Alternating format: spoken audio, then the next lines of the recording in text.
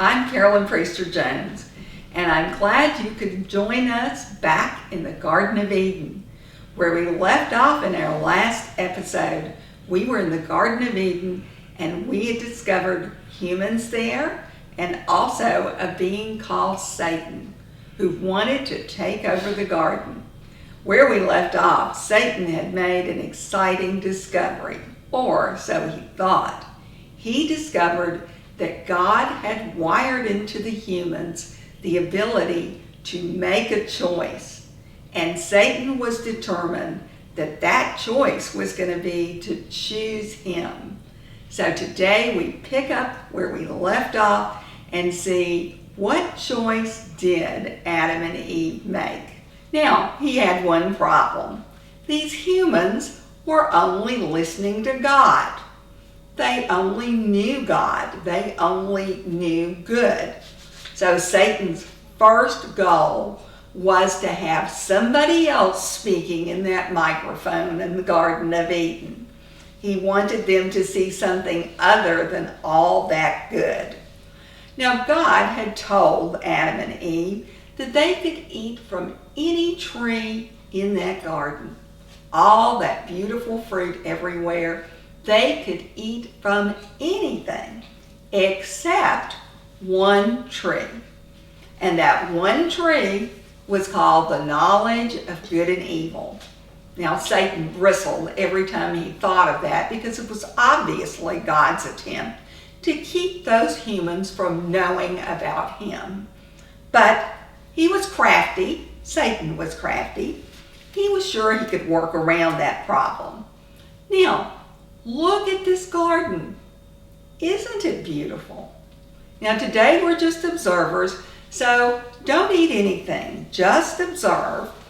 Let's look at Genesis 2:9. The Lord made all kinds of trees grow out of the ground, trees that were pleasing to the eye and good for food. In the middle of the garden was the tree of life and the tree of the knowledge of good and evil.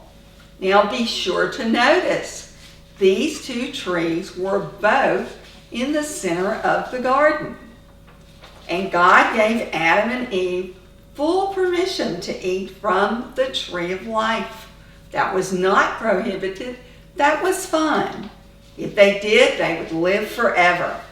But before they decided to take a bite of that, Satan moved in for the kill, literally.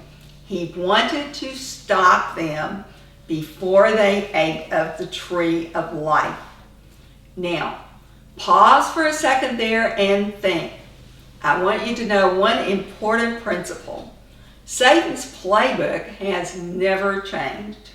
He uses the same tactics today as he did all the way back in the garden. God never changes. His goodness, everything about him never changes. So we can use the lessons from the garden so we can learn something ourselves. Satan wants to distract you. He wants to stop you before you ever get to the treasure of life forever with God. And his first tactic is going to be distract you, get you off the road that God has laid out for you. Even if he can do that for just a few minutes to get you to consider something else. Now, what's he going to do next? The next thing is he's going to cause you to doubt what God said. So be sure that you know what God says. So when Satan comes and says, but did God really say? Then you're going to know what God really said. Because if Satan can make it appear that what he is offering is better than what God is offering, and if he can give it to you right now, and you don't have to wait, then you're going to be a prime candidate for him to reel you in. So if you hesitate, Satan is going to bring out some of those headlines that we talked about. Fires, floods, illnesses.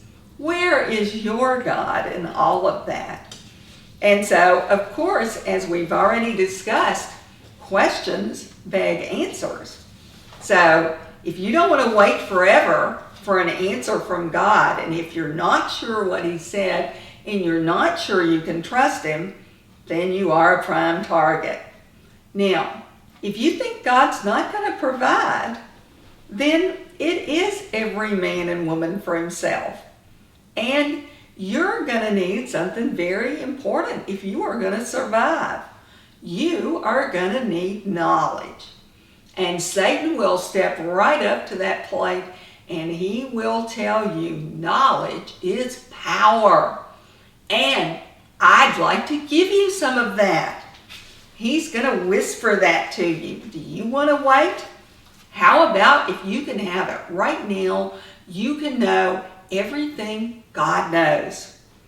Now, let's go back to Eve and give her a little bit of credit. She did have some knowledge. She sort of knew what God had told her and Adam.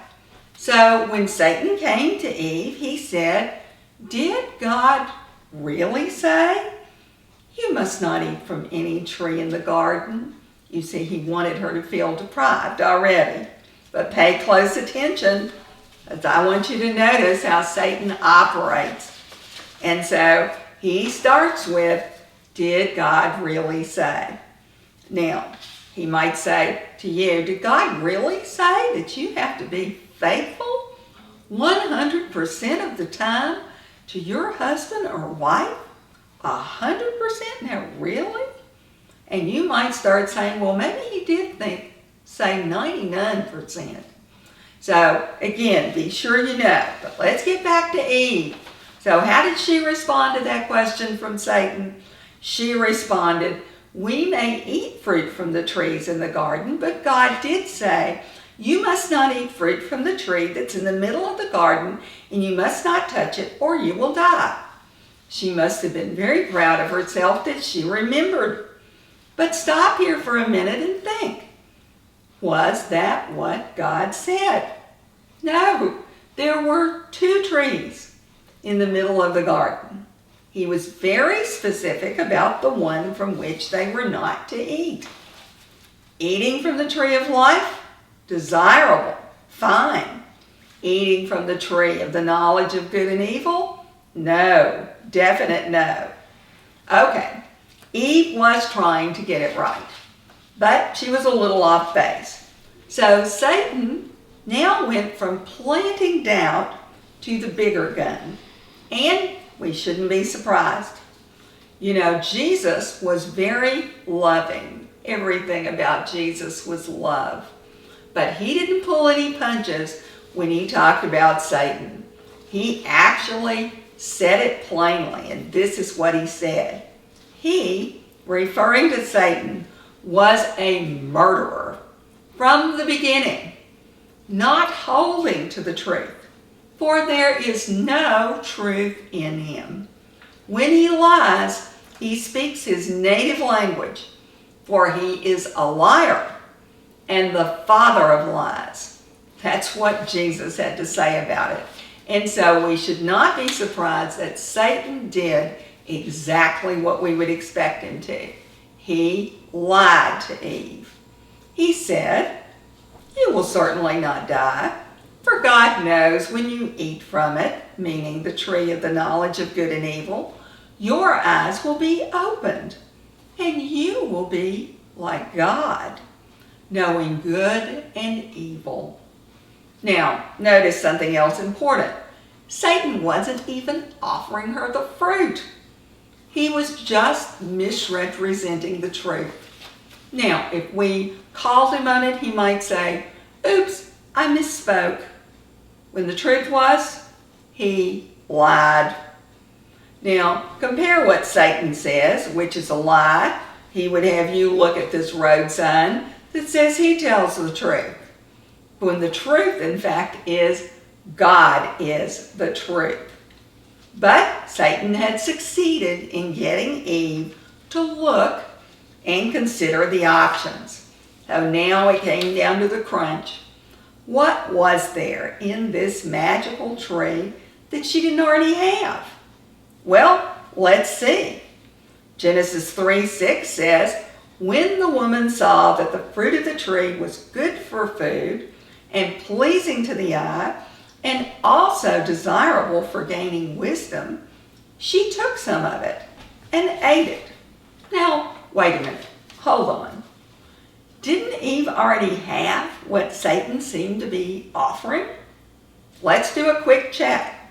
The fruit of the tree was good for food. Check. Already had that one. Fruit, good for food, all over the garden. The fruit of the tree was pleasing to the eye. Check. Already had that one. The garden was beautiful, with trees everywhere, with beautiful fruit.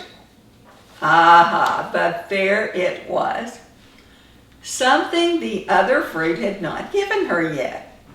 Desirable for gaining wisdom. Yeah, what was that Satan had said?